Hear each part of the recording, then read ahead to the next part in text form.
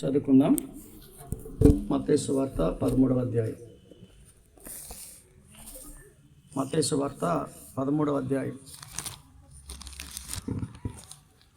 24వ వచనం నుండి 24వ వచనం నుండి 26 వరకు చదువుకుందాం. ఆయన ఒక 13, 24 ఆయన ఒక ఉపమానము వారితో చెప్పెను. ఏమనగా, పరలోక రాజ్యము తన పొలములో మంచి విత్తనము విత్తిన ఒక మనుషుని పోలి ఉన్నది. మనుషులు నిద్రించుచుండగా అతని శత్రువు వచ్చి గోధుమల మధ్యను గురుగులు విత్తిపోయెను. మొలకలు పెరిగి గింజ పట్టినప్పుడు గురుగులు కూడా అగుపడెను. చిన్న ప్రార్థన చేసుకుని విందాం. ప్రేమ కలిగిన తండ్రి, వందనాలు, స్తోత్రాలు. ఎంతనుకు నీ దాసు నిలబెట్టించిన వర్తమానం కొరకై స్తుతిస్తూ మరికొన్ని సంగతులు నీ లేఖనాల నుంచి వినడానికి సహాయం చేయమని, కృప చూపించి నడిపించమని యేసు ప్రభువారి నామంలో ప్రార్థించి వేడుచున్నాము తండ్రి, ఆమేన్. యేసుక్రీస్తు ప్రభువారు ఆయన పరలోక రాజ్యమును గురించిన ఉపమానాలు ఆయన చెబుతూ మంచి విత్తనమును గురించిన ఉపమానం మనం విన్నాం. ఇప్పుడు గోధుమలు గురుగులు గూర్చినటువంటి ఉపమానం. గోధుమలు గురుగులు, వీట్ అండ్ టేర్ అంటారు. గోధుమలు గురుగులు. ఇక్కడ పరలోక రాజ్యము తన పొలములో మంచి విత్తనమును విత్తిన మనుషుని పోలి ఉంది. ఆ విత్తనాలు విత్తిన తర్వాత ఆ పొలంలో విత్తనాలు జల్లేశారు. రైతు ఇంటికి వచ్చి పడుకున్నాడు. ఈ లోపల శత్రు వెళ్ళి గోధుమల మధ్య గురుగుల విత్తనాలు జల్లేసి వచ్చేసాడు. ఈ రెండు కూడా గోధుమలు గురుగులు ఇంచుమించు కూడా మొక్కలు కనుక చూస్తే ఒకేలా ఉంటాయన్నమాట. ఏమీ తేడా ఉండదు. నేను పని కట్టుకుని ఆ రెండు మొక్కల్ని ఎలా ఉంటాయి అనే దానికోసం నేను సెర్చ్ చేసి చూసినప్పుడు రెండు ఇంచుమించుగా ఒకేలాగా ఉన్నాయి. కానీ ఎప్పుడు తేలుతుందంటే గింజ పట్టే సమయంలో తేలుతుంది. గోధుమ మొక్క ఎలా ఉంటుందో గురుగుల మొక్క కూడా సేమ్ అలాగే ఉంటుంది. కానీ గింజ పట్టేటప్పుడు ఏది గోధుమ ఏది గురుగు అనేది తేలుతుందన్నమాట. అందుకని అక్కడ ఏముందంటే 26వ వచనం చూడండి. మొలకలు పెరిగి గింజ పట్టినప్పుడు అన్నాడు కదా. మొలకలు పెరిగి గింజ పట్టినప్పుడు గురుగులు కూడా అగుపడిన. అంటే గింజ పట్టేదాకా అది గోధుమ గురుగు అనేది తెలియదు. అప్పుడు ఇంటి దాసులు వచ్చి, అయ్యా నువ్వు నీ పొలంలో మంచి విత్తనం విత్తావు కదా, మరి గురుగులు ఎక్కడవి అంటే యజమానుడు చెప్పాడు, ఇది శత్రువు చేసిన పని అని. ఇది ఎవరు చేసిన పని? శత్రువు చేసిన పని. శత్రువు వచ్చి ఏం చేశాడంటే గోధుమల మధ్యలో గురుగులను విత్తి వెళ్ళిపోయాడు. అయితే మరి పీకేయమంటావా? గురుగుల్ని పీకి పడేయమంటావా అంటే ప్రభు అన్నాడు, వద్దు, రెండింటినీ పెరగనివ్వండి. కోతకాలం వచ్చిన తర్వాత ముందు గోధుల్ని గురుగుల్ని రెండింటిలోనూ మీకు నీట్గా ఆ గురుగులు హైట్గా కనపడతాయి అన్నమాట. గోధుమల కంటే కొంచెం హైట్గా కనపడుతుంది ఆ స్పైక్, అంటే ఆ కంకి. అప్పుడు మీరు కోసేసి గోధుమలన్నింటినీ ఏమో నా కుట్లో వేయండి, గురుగులన్నింటినీ అగ్గిలో పడేయండి అని చెప్పాడు. అయిపోయింది. అయితే ఈ ఉపమానము పరలోక రాజ్యాన్ని దేవుడు ఎందుకు పోల్చాడు అంటే, పరలోక రాజ్యానికి వెళ్ళేవారు గోధుమల గురుగుల. అది పరలోక రాజ్యానికి వెళ్తాయి గోధుమలు వెళ్తాయా గురుగులు వెళ్తాయా అంటే గోధుమలే వెళ్ళాలి, గురుగులు వెళ్ళవు. అంటే గురుగులు అంటే దాని అర్థం ఏంటి? గురుగులు అంటే తండ్రి యొక్క బీజము వారిలో లేదు. అంటే యజమానుడు విత్తిన విత్తనం ఆ యొక్క గురుగుల్లో లేదు. గురుగులు అంటే సెపరేట్ అన్నమాట. అది యజమానునికి అనుకూలమైన విత్తనము కాదు. అయితే ఈ ఉపమానంలో వీరు శిష్యులు విన్నాక శిష్యులు అడిగారు, ప్రభువా నువ్వేదో ఉపమానం చెప్పావు కదా, అది మాకు అర్థం కాలేదు, దాని గురించి వివరించవా అని అడిగారు. అడిగినప్పుడు ప్రభు ఇలా చెప్పాడు. 36వ వచనం, అప్పుడు ఆయన జనసమూహమును పంపివేసి 13:36 అప్పుడు ఆయన జనసమూహమును పంపివేసి ఇంటిలోనికి వెళ్ళగా ఆయన శిష్యులు ఆయన యొద్దకు వచ్చి పొలములోని గురుగులను గురించి ఉపమాన భావము మాకు తెలియజెప్పుము అనిరి. నాయన ఆ ఉపమానం ఏంటో ఆ భావం ఏంటో మాకు చెప్పమని ఆ శిష్యులు అడిగినప్పుడు ప్రభువు చెబుతున్న మాటలు చూడండి. అందుకు ఆయన ఇట్లనెను, మంచి విత్తనము విత్తువాడు మనుష్య కుమారుడు. ఎవరి మనుష్య కుమారుడు? ప్రభు అయినా మనుష్య కుమారుడు పరిచారము చేయించుకున్నటకు రాలేదు కానీ పరిచారము చేయుటకును అనేకులకు ప్రతిగా విమోచన క్రయధనముగా తన ప్రాణం ఇవ్వడానికి వచ్చారు. కాబట్టి మనుష్య కుమారుడు, మంచి విత్తనములు విత్తినవాడు మనుష్య కుమారుడు. పొలము లోకము, గమనిస్తున్నారా? పొలము లోకము. మంచి విత్తనములు రాజ్య సంబంధులు. అంటే లోకములో కొంతమంది పరలోక రాజ్య సంబంధులు ఉన్నారు. లోకములో కొందరు పరలోక రాజ్య సంబంధులు ఉన్నారు. లోకములో కొంతమంది నరక సంబంధులు ఉన్నారు. అంటే నిత్య నరకాగ్నిగుండానికి వెళ్ళే వాళ్ళు ఉన్నారు. కాబట్టి పొలము లోకము, మంచి విత్తనములు రాజ్య సంబంధులు, అంటే పరలోక రాజ్య సంబంధులు. గురుగులు దుష్టుని సంబంధులు. దుష్టుడు అంటే ఎవరు చెప్పాడు చూడండి అక్కడ. దుష్టుని సంబంధులు. వాటిని విత్తిన శత్రువు అపవాది. కోత యుగ సమాప్తి. కోత అంటే ఏంటి? ఈ యుగమంతా ఏమైపోబోతుంది? సమాప్తమైపోబోతుంది. యుగ సమాప్తి. కోత కోయువారు దేవదూతలు. కోత కోయువారు దేవదూతలు. గురుగులను ఎలాగూ కూర్చబడి అగ్నిలో కాల్చివేయబడును అలాగే యుగ సమాప్తి నందు జరుగును. మనుష్య కుమారుడు తన దూతలను పంపును, వారు ఆయన రాజ్యములో నుండి ఆటంకములను సకలమైన వాటిని దుర్నీతి పరులను సమకూర్చి అగ్నిగుండములో. ఇప్పుడు చెప్పండి, గురుగులు అంటే ఏంటి? ఆటంకములు, దుర్నీతి పరులు. గమనిస్తున్నారా? ఆటంకములు కలిగించేవారు దుర్నీతి పరులు. వీరందరినీ కూడా సమకూర్చి ఎక్కడ వేస్తారట? అగ్నిగుండంలో వేస్తారు. అక్కడ ఏడ్పును పండ్లు కొరుకుటయు ఉండును. అయితే నీతిమంతులు తమ తండ్రి రాజ్యంలో సూర్యుని వలె తేజరిల్లుదురు. చెవులు గలవాడు. రైట్, దేవుడు చెప్పేశాడు. పొలం అంటే లోకవరా, విత్తనాలు విత్తినవాడు మనిషి కుమారుడు అంటే యేసు ప్రభువారు. గోధుమలు అంటే రాజ్య సంబంధులు, గురుగులు అంటే దుష్టుని సంబంధులు, కోత అంటే యుగ సమాప్తి, కోసేవారు దేవదూతలు. దేవదూతల కోత కోసి దుష్టులను ఆటంకాలు కలిగించేటువంటి ఆ గురుగులన్నిటినీ కలిసి అగ్నిలో వేస్తారు. ఎవరైతే రాజ్య సంబంధులు ఉన్నారో వారందరినీ రాజ్యములో చేరుస్తారు. వారు రాజ్య సంబంధులందరూ దేవుడి రాజ్యములో సూర్యుని వలె తేజరిల్లుతారు అని చెప్పాడు. ఈ దీని యొక్క ఉపమానాన్ని బట్టి మనము నేర్చుకునేటువంటి పాఠం ఏమిటి? ఈ పాఠంలో మనము యేసు ప్రభువారు మొదటి 3 ఉపమానాలు విత్తనం కోసమే చెప్పారు. యేసు ప్రభువారు మొదటి 3 ఉపమానాలు విత్తనం కోసమే చెప్పారు. ఏంటంటే ఇందాక నేను చెప్పుకున్నాం కదా, ఏమని? మంచి విత్తనం కదా. ఏంటది? విత్తువాడు విత్తుటకు పోయాడు, అది విత్తనం చెప్పాడు. ఇక్కడ కూడా ఏం చెప్పాడు? మంచి విత్తనం విత్తాడు అన్నాడు. తర్వాత ఇంకొక సంగతి చెప్పాడు చూడండి, 31వ వచనంలో. ఆయన మరి ఒక ఉపమానము వారితో చెప్పాను, పరలోక రాజ్యము ఒకడు తీసుకొని తన పొలములో విత్తిన ఆవగింజను పోలి ఉన్నది. కాబట్టి విత్తనము విత్తనము విత్తనము అనే మాట వివరిస్తూ వచ్చాడు. గమనిస్తున్నారా? విత్తనము అనే మాట వివరిస్తూ వచ్చాడు. అయితే మీరు గమనించినట్లయితే విత్తనాలు విత్తబడుతున్నాయి.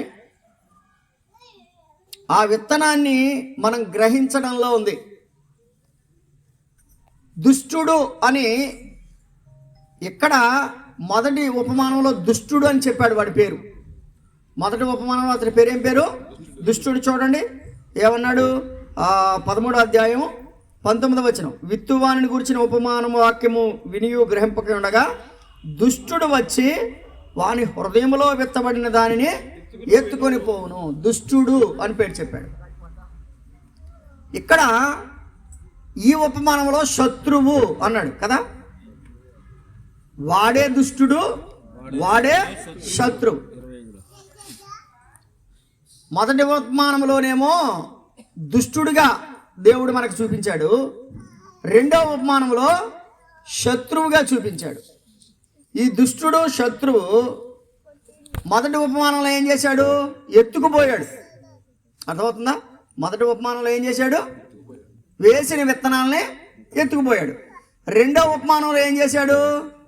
విత్తిపోయాడు. అర్థమవుతుందా? రెండవ ఉపమానంలో ఏం చేశాడు?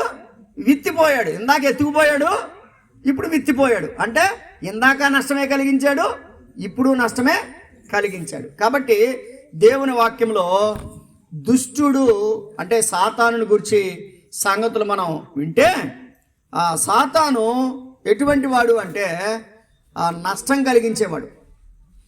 సాతాను ఎటువంటి వాడు? నష్టం కలిగించేవాడు. రైట్. ఇప్పుడు మనిషి కుమారుని యొక్క ఉద్దేశం ఏంటంటే తన పొలంలో మంచి విత్తనాలు వేశాడు. ఆ మంచి విత్తనాలు ఎదగాలి, ఫలించాలని కోరుకున్నాడు. కానీ ఈ లోపల శత్రువు వచ్చి వాటి మధ్యలో గురుగులు విత్తాడు కదా. అలాగే ఈ లోకంలో మనమందరము పరలోకానికి వెళ్ళాలని ఆశ కలిగి ప్రియమైన ప్రభువు పరలోక రాజ్యము నుండి భూలోకానికి దిగి వచ్చి మనందరి హృదయాలలో వాక్యం అనే విత్తనాన్ని నాటాడు. ఈ వాక్యం అనే విత్తనం నాటినా కూడా ఆ విత్తనం మనలో పని చేయకుండా సాతానుగాడు ఇంకొకటి ఏమి నాటేస్తున్నాడు? గురుగులు కూడా నాటేస్తున్నాడు. అందుకనే అపోస్తలుడైన పౌలు గారు అంటాడు, నాలో 2 నియమాలు ఉన్నాయి. ఒకటి శారీర నియమం ఉంది, ఒకటి ఆత్మ నియమం. అంటే నేను శారీరానికి లోబడిపోతున్నాను, ఆత్మ కూడా తలకాయ ఊపుతున్నాను. కాబట్టి సాతానుడు ఏం చేస్తున్నాడంటే ఒకే వ్యక్తిలో దేవుడు విత్తనం ఇస్తే, యేసు ప్రభు వారి విత్తనం విత్తితే, సాతానుడు కూడా ఏం చేస్తున్నాడు? తన విత్తనాలు తాను విత్తుతున్నాడు. వాడు ఎటువంటి వాడు అంటే 2-3 సంగతులు చెప్తాడు రండి.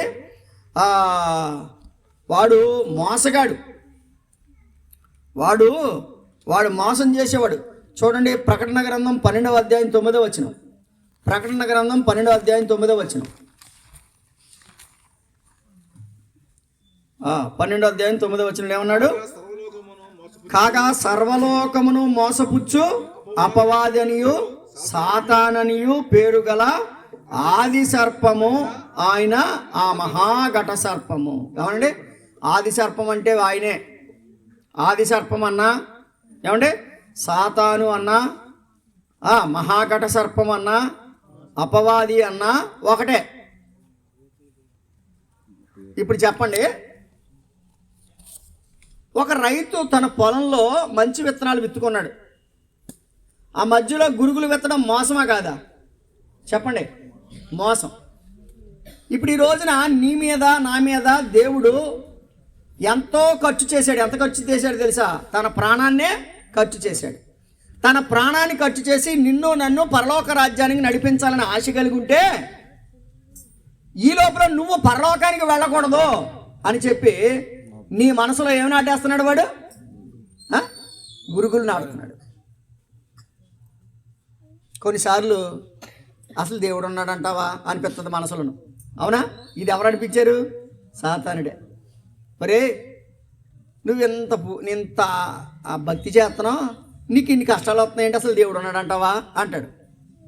దానియేలు దగ్గరికి కూడా వెళ్ళి రాజుగారు అన్నమాట అదే, దానియేలు నీవు సేవించుచున్న దేవుడు నిన్ను రక్షింపగలిగానా అని అడిగాడు. నువ్వు సేవిస్తున్న దేవుడు నిన్ను రక్షించగలిగాడా అంటే హాయిగా చెప్పాడు, అయ్యా నేను నా దేవుని దృష్టికి నమ్మకంగా బతికాను కనుక దేవుడు తన దూతను పంపి ఏమండి ఆ సింహాల నోటిని దేవుడు మూసివేశాడు. కొన్నిసార్లు డౌట్ కలిగిస్తూ ఉంటాడు అనమాట, మోసం చేస్తూ ఉంటాడు. కాబట్టి వాడు సర్వలోకమును మోసం చేసేవాడు. వాడికి 20వ అధ్యాయం 2వ వచనం చూడండి. 20వ అధ్యాయం 2వ వచనం, ప్రకటన గ్రంథమే 20వ అధ్యాయం 2వ వచనం. అతడు ఆది సర్పమును, అనగా అపవాదియు సాతాను అను ఆ ఘట సర్పమును పట్టుకొని 1000 సంవత్సరములు వారిని బంధించి అగాధములో. కాబట్టి మీకు ఒక సంగతి అర్థం కావాలి. ఆది సర్పము, ఘట సర్పము, అపవాది, సాతాను, శత్రువు ఒకటే. వీడేం చేస్తాడంటే మోసం చేస్తాడు. ఓకేనా? వీడేం చేస్తాడు? మోసం చేస్తాడు. నమ్మిన వాళ్ళనే మోసం చేస్తాడు. వీడు నమ్మిన వాళ్ళని మోసం చేయడం మాత్రమే కాదు, వీడు లూకాసు వార్త 8వ అధ్యాయం 12వ వచనం చదవండి. లూకాసు వార్త 8వ అధ్యాయం 12వ వచనం. త్రోవ ప్రక్కన పడినుండి వారు వినువారు గాని నమ్మి రక్షణ పొందకున్నట్లు అపవాది వచ్చి వాని హృదయంలో నుండి వాక్యాన్ని ఇంతకీ అపవాది ఏం పొందనివ్వడంట? నమ్మి, చూడండి, నమ్మి రక్షణ పొందకుండునట్లు పొందనివ్వడు. ఏం పొందనివ్వడు? రక్షణ పొందనివ్వడు. నమ్మనివ్వడు, రక్షణ పొందనివ్వడు. యేసు ప్రభువారు ఏమన్నాడు? నమ్మి బాప్తిస్మము పొందువాడు రక్షించబడును, నమ్మని వానికి. యేసు ప్రభు ఏం చెప్తున్నాడు? మంచి విత్తనాలు నమ్మి బాప్తిసం పొందేవాడు రక్షించబడతాడని చెప్తున్నాడు. వీడేమంటున్నాడు? నమ్మనివ్వట్లేదు. వీడు నమ్మి రక్షణ పొందకున్నట్లు వానిలో ఉన్న వాక్యాన్ని ఏం చేస్తున్నాడు? వీడు ఎత్తుకొని పోతున్నాడు. వినాలా? వీడు మోసం చేస్తాడు. నీ హృదయంలో పడిన వాక్యాన్ని ఎత్తుకుపోతాడు. వాడు ఉద్దేశం ఒకటే. ఏంటో తెలుసా? నువ్వు రక్షించబడకూడదు, నీవు నరకానికి వెళ్ళాలి, నీవు నిత్యము అగ్నిగొండకములతో మండే గుండంలో యాత్ర పడాలి. అది వాడి ఉద్దేశం. కానీ దేవుని ఉద్దేశం ఏంటి? లేదు, వాడు నా రాజ్యంలో చేరాలి, ఈ ప్రతి బిడ్డ నా రాజ్యంలోకి రావాలి, ప్రతి కుమారుడు ప్రతి కుమార్తె ఈ లోకంలో ఉన్నటువంటి వారందరూ కూడా నా రాజ్యానికి వారసులు కావాలని ఆయనేమో తన రాజ్యాన్ని విడిచిపెట్టి ఈ లోకానికి వచ్చి మనందరి కొరకు సిలువ వేయబడి తన అమూల్యమైన రక్తధారలకు దారబోసి మనకు రక్షణ సిద్ధపరిస్తే సాతాను గాడు ఏం చేస్తున్నాడంటే రక్షణ పొందనివ్వట్లేదు. అదే వాడు చేసే మోసం. ఏం చేస్తున్నాడు తెలుసా? పర్లేదులే, జనవరి నెల నుంచి వెళ్దిగానిలే మందిరానికి. ఎప్పుడు? జనవరి నెల నుంచి వెళ్దిగానిలే మందిరానికి. ఇదేంటిది? మోసం. అప్పుడు వరకు ఉంటావా? ఈ రోజున నేను ప్రయాణం చేస్తుంటే మండపేట మొత్తం అంతా బ్లాక్ చేసేసి ఉంది మొత్తం. ఏంటి అని అంటే, మండపేటకి మున్సిపల్ చైర్మన్ చేసినటువంటి చుండ్రు సంథింగ్, ఆయన పేరు రాఘవ్ గారో ఏదో పేరు, 50 సంవత్సరాలు అట ఆయనకి. నొప్పి వస్తుంది అన్నాడంట. హాస్పిటల్ తీసుకెళ్ళి లోపల చనిపోయాడు. చాలా కోటీశ్వరుడు, మామూలుగా కాదు అసలు. మొత్తం ఇక తరతమ భేదం లేకుండా మొత్తం అందరూ కూడా స్వచ్ఛందంగా కొట్లన్నీ మూసేసి. వినండి, జనవరిలో వెళ్ది కానిలే, జనవరిలో తీసుకుంది కానీ బాప్తీసం. ఉంటాం అప్పటి వరకు. ఇది మోసం కదా, ఇది మోసం కదా. ఏమంటాడు వాడు? నిన్ను మోసం చేయట్లేదా? నమ్మి బాప్తీసం పొందకుండానట్లు, నమ్మి రక్షణ పొందకుండానట్లు వాడు వాక్యాన్ని ఎత్తుకుపోవట్లేదా? నువ్వు రోజు వాక్యం వినట్లేదా? వాక్యం విన్నా కూడా వాడు నీ యొక్క కార్యము నీ హృదయంలో కార్యం చేయకుండా వాడు ఏం చేస్తున్నాడు చెప్పండి? వాడు మోసం చేస్తున్నాడు. ఒకటి. రెండవది, నమ్మి రక్షింపబడకుండానట్లు వాడి హృదయంలో ఉన్న వాక్యాన్ని ఎత్తుకొని పోతున్నాడు. మూడవ సంగతి ఏంటో చూడండి. అపోస్తల కార్యముల గ్రంథం. వాడు చేసేటువంటి పీడ అంతా ఇంత పీడ కాదు. చూడండి, అపోస్తల కార్యముల గ్రంథం. యేసు ప్రభు వారి లోకంలో ఉన్నప్పుడు ఆయన ఏం చేశాడో చూడండి. 10వ అధ్యాయం, అపోస్తల కార్యముల గ్రంథం 10వ అధ్యాయం 38వ వచనం. అదేమనగా, దేవుడు నజరేయుడైన యేసును పరిశుద్ధాత్మతోనూ శక్తితోనూ అభిషేకించినదే. దేవుడు ఆయనకు తోడగిండిన గనుక ఆయన మేలు చేయొచ్చు, అపవాది చేత పీడించబడి వారందరినీ స్వస్థపరచుచు. అపవాది అంటే ఫుట్ నోట్లో సాతాను అని రాశాడు. అంటే సాతాను గాడు చేసే పనులు చూడండి. ఒకటి, మోసం చేయడం. 2, రక్షణ పొందకుండా చేయడం, అంటే రక్షణ పొందకుండా వాయిదాలు వేయించడం. 3వది, పీడించడం. ఏం చేస్తాడు? పీడిస్తాడు. ఒక ఆవిడ అంటది, ఎన్ని హాస్పిటల్కి వెళ్ళినా కూడా ఏమీ లేదంటున్నారు కానీ బాబు నీరసం తగ్గుతలేదని అంది. ఎన్ని హాస్పిటల్కి వెళ్ళినా ఏ స్కానింగ్లో కూడా ఏమి లేదమ్మా ఆల్ రైట్ అంటారంట. ఏమి లేదు, నీరసం తగ్గట్లేదంట. అయితే ఇంతకీ ఈ సాతానుగాడి స్కానింగ్లో దొరుకుతాడా? సాతానుగాడి స్కానింగ్లో దొరకడు. సాతానుగాడు ఎంఆర్ఐ స్కాన్లో, సిటీ స్కాన్లో అక్కడ దొరకడం. ఆడు యేసుప్రభుకు ఒక్కడికే దొరుకుతాడు కదా. సాతాను చేత పీడింపబడుతున్న వారిని విడిపించగలిగేవాడు ఎవరు? యేసుప్రభు. ఇప్పుడు గమనిస్తున్నారా? పీడించేవాడేమో సాతానుడు, విడిపించేవాడేమో యేసుప్రభు వారు. అది గమనించాలి. కాబట్టి సాతాను మోసం చేసేవాడు, సాతాను రక్షణ పొందకుండా ఆపేవాడు, సాతాను పీడించేవాడు. సాతానికి మరొక సంగతి ఉంది. హెబ్రీ పత్రిక 2వ అధ్యాయం 14వ వచనం ఏమన్నదంటే, మరణము యొక్క బలము గలవానిని అనగా అపవాదిని అన్నాడు. 2:14. కాబట్టి ఆ పిల్లలు రక్తమాంసములు గలవారని చెప్పి అక్కడ ఏమంటాడంటే, మరణము యొక్క బలము గలవానిని అనగా అపవాదిని. కాబట్టి అపవాది ఎటువంటి వాడు అంటే చెప్పాలి. అపవాది ఎటువంటి వాడంట? మరణము యొక్క బలము గలవాడు. అంటే దాని అర్థం ఏంటి? ఈ రోజున మనిషి చస్తున్నాడంటే కారణం ఏంటి? ఎవడి బలం అనుకుంటున్నారు? ఎంత గొప్పోడైనా, ఎంతటి వాడైనా చనిపోతున్నాడంటే ఎవరి బలంతో చచ్చిపోతున్నాడు అనుకున్నారు? అపవాది బలం. అపవాది బలం. అపవాది అనుకున్నాడు యేసుప్రభుని కూడా చంపేద్దాం, సమాధి చేసేద్దాం అనుకున్నాడు. కానీ యేసుప్రభు వారు ఏమన్నాడు తెలుసా? ఓ మరణమా, నీ ముళ్ళు ఎక్కడ అని సమాధిని జయించి తిరిగి లేచి, నువ్వు నన్ను మూసేయడం నీ వల్ల కాదు అని చెప్పి మృత్యుంజయుడిగా ఆయన తిరిగి లేచి మనందరికీ ఒక శుభప్రదమైనటువంటి నిరీక్షణ ఆయన మనకిచ్చాడు. కనుక ఈ సమయంలో మనం అందరం గమనించాల్సినటువంటి సత్యం ఏంటంటే, సాతానుడు మరణం యొక్క బలం గలవాడు. కాబట్టి వాడి ఉద్దేశం ఏంటంటే మనమందరం మరణానికి వెళ్ళిపోవాలి. పాపం వలన జీతము మరణం. అయితే దేవుని కృపావరము మన ప్రభు అయిన క్రీస్తు యేసునందు నిత్య జీవము. వినాలి. ఇప్పుడు సాతాను యొక్క ఉద్దేశం ఏంటి? గురుగులు నాటడంలో ఉద్దేశం ఏంటి? నీవు ఎక్కడికి వెళ్ళిపోవాలి? మరణానికి వెళ్ళిపోవాలి. గురుగులు నాటడంలో ఉద్దేశం ఏంటి? నిన్ను మోసం చేయాలి. గురుగులు నాటడంలో ఉద్దేశం ఏంటి? నిన్ను రక్షణ పొందకుండా చేయాలి. గురుగులు నాటడంలో ఉద్దేశం ఏంటి? నిన్ను పీడించాలి. గురుగులు నాటడంలో ఉద్దేశం ఏంటి? నిన్ను పీడించి చంపేయాలి. కానీ దేవుని ఉద్దేశం అది కాదే. దేవుని ఉద్దేశం ఏంటంటే నిన్ను తన రాజ్యంలోకి చేర్చాలి. నిన్ను తన రాజ్యంలోకి చేర్చాలని ఆయన ఎంతో ఆశపడుతూ ఉన్నాడు. అయితే సాతానుడు మనకు చివరికి మరణానికి ఆయన పంపించడానికి సాతానుడు చూస్తుంటే, ప్రభువైన యేసుక్రీస్తు వారు ఆయన మనలో ఏ విత్తనం విత్తడానికి వచ్చాడు చెప్పండి? మంచి విత్తనం. ఏ విత్తనం? మంచి విత్తనం. ఆ మంచి విత్తనాన్ని ప్రభు మన మధ్య విత్తడానికి వచ్చాడు. కాబట్టి మనం ఏం చేయాలంటే ఆ విత్తనాన్ని మనం మన హృదయంలో నాటనివ్వాలి. మన హృదయంలో ఆ విత్తనం పడనివ్వాలి.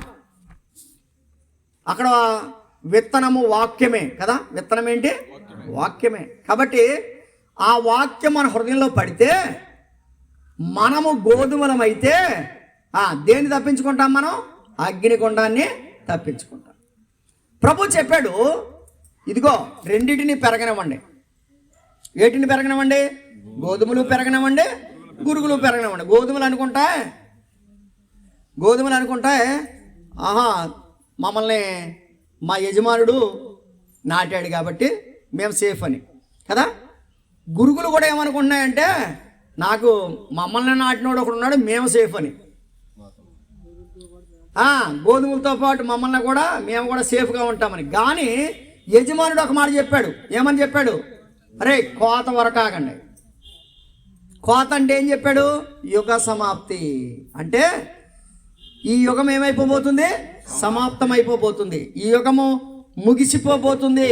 ఈ యుగ సమాప్తి అయిపోయే లోపల నువ్వేం చేయాలంటే నీ హృదయం అనేటువంటి పొలములో మంచి విత్తనం పడాలి. ఆ మంచి విత్తనమే ప్రభు అయిన యేసుక్రీస్తు వారి యొక్క వాక్యము. యేసుక్రీస్తు ప్రభు యొక్క వాక్యం నీ హృదయంలో పడితే నీవు పరలోక రాజ్యానికి వెళ్తావు. ఎందుకంటే నీలో ప్రభు యొక్క వాక్యము ఉన్నది గనుక. కోత కొయ్యడానికి సిద్ధంగా ఉంది. దేవుని వాక్యంలో ప్రకటన గ్రంథం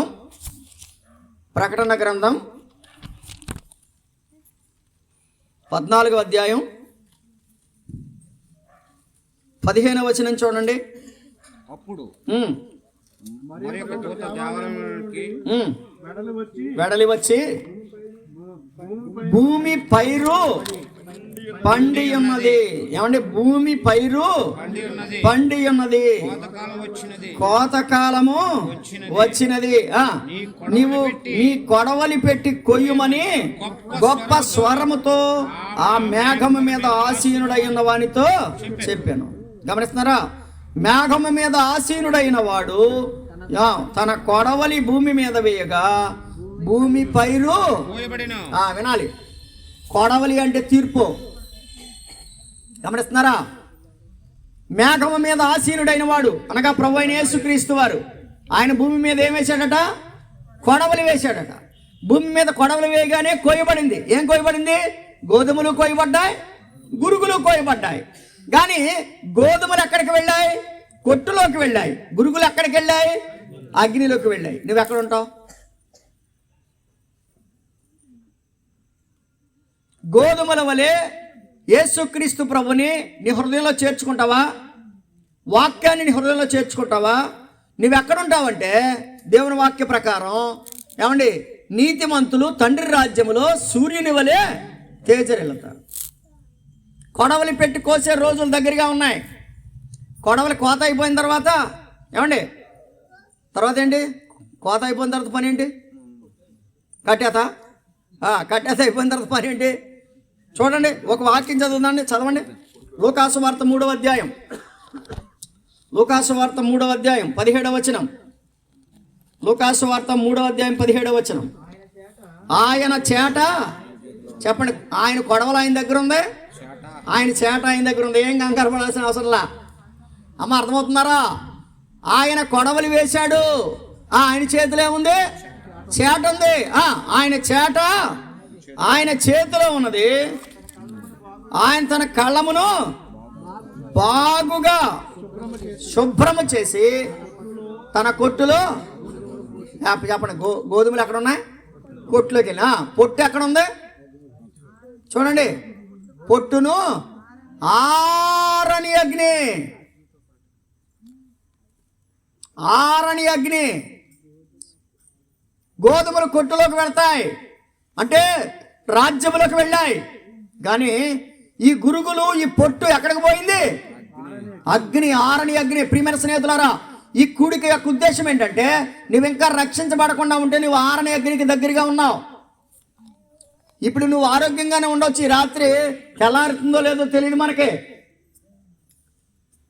కాబట్టి ప్రాణం పోయే లోపల యేసు ప్రభుని హృదయంలోకి చేర్చుకొనుడి మీ హృదయమున శ్రీ యేసు నాదు. చేర్చుకొనుడి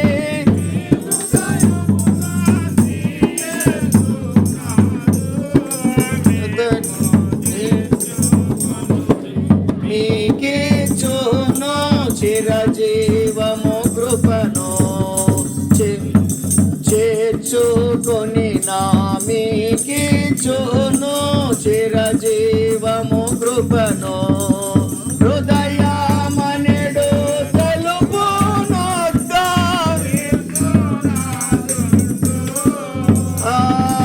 హృదయమనెడు యేసునాదుండు నిలచి సదయుడగుచు.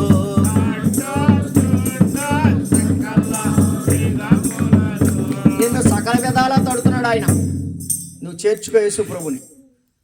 నీ హృదయములో యేసు ప్రభు యొక్క వాక్యాన్ని స్వీకరించు. యేసు ప్రభుని హృదయంలో స్వీకరించు. నువ్వు నిత్యరాజ్యానికి వెళ్తావు. కోత దగ్గరగా ఉంది. ఏం దగ్గరగా ఉంది? తిమోతి పత్రిక